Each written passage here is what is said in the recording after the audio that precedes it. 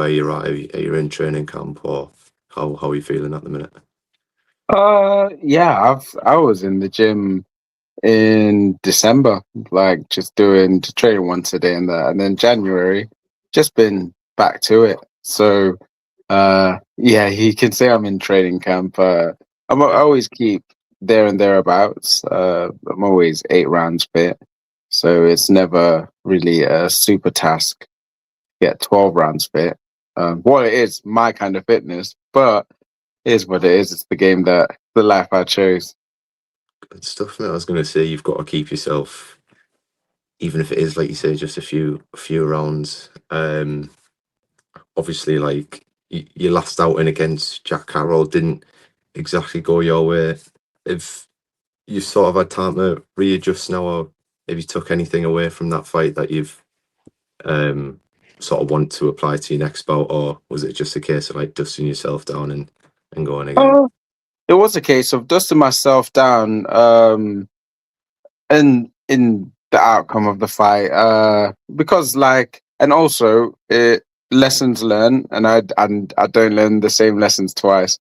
But when you're fighting at a higher level, there's high level games, and there's certain lines that can be blurred, and certain things that you do, and it's part and parcel of the game. I think dusting myself off, I'd say, because of the way the match ended, like with our legs knocked, my knee touched the canvas. Ref said break twice, and then he hit me on the break. I should have played the high level game and made more of a fuss of it. But even so, the ref should have given me time to recover from those 3 blows after the double break call. And instead of giving me the time, he sent me straight back out. And Jack, being in the position he was, because I knew I was getting to him, I knew he was knackered. Yeah, He just went for it, and so it's just one of them things. You fight at that high level, there's things that are going to happen. In terms of first few rounds, Jack's a wicked boxer, but sometimes he follows through with his head, and a lot of the damage that I took, like my eye being swollen and the cut on the bridge of my nose, those were from follow throughs of his head.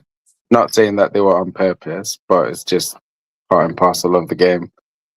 I was going to say, like, how did you find sort of fighting at that level? Obviously, you had the upset against Josh Taylor, but did fighting against Catterall sort of not sort of relinquish your expectations, but sort of feel different as to when you had like such a massive fight against Taylor? Not really per se. You fight at the high level. There's different aspects of those high level games. You're gonna come into contact with Taylor. He did a lot of high level tricks in that fight, and it was really, for myself, it was entertaining because he's doing, like, in the first round, he did a really good trick, caught me with a, like, just a cheap throwaway shot. But I was just like, okay, I'm in for one of those nights, so let's play the game then. With Jack, he's the same. He has his own high level tricks, but like I said, with his head following through, you can take a bit of damage. You can do this and that, but I didn't let it get to me because obviously after round 4 with that flash knockdown, I brought myself back into the fight, regardless of the cut on the nose, regardless of the cut on the eye, the swollen eye, this, that, the other. I was still in it up until the mishap in round 11. I was going to say, like, it was an absolute spectacle of a fight, really. Are those the sort of fights that suit you a lot better? Those sort of tear up fights. They seem to sort of really suit your style as a boxer. Really, obviously you suffered that. Um, obviously, like you knocked down, but you couldn't sort of tell that was the way the fight was going. Really, so Yeah. it feels like a gamble. But do you think that pays off for you a lot more in your fights? What pays off? Sorry. As in, like, just sort of taking the fight to your opponent and sort of having more of a war than like an actual Um, technical match.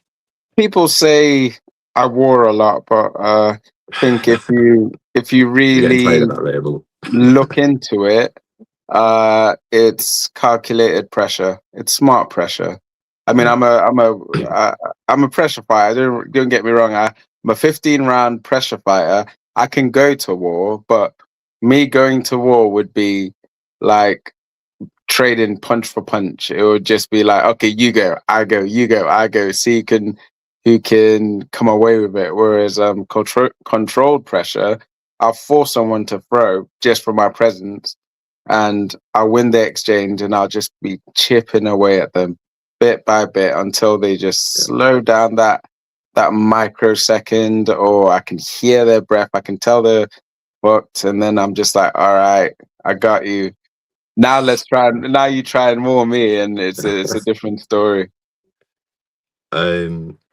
Yeah. So I mean, we'll obviously shifting away from this a bit. What's 2026 looking like for you? There's been a bit of noise with a fight with Conor Walker. Is that something you'd take, or are you looking to sort of build momentum, or you wanted to get right back into that I want domestic to get mix? right back into the mix. I'd imagine so. I'd say to Connor, shout out to Connor. Yeah, thank you for the offer. It is being deliberated, and I've had other offers as well. And we'll get our time. He'll get his time. Well, if everything does go to plan this year, where do you see yourself by the end of it?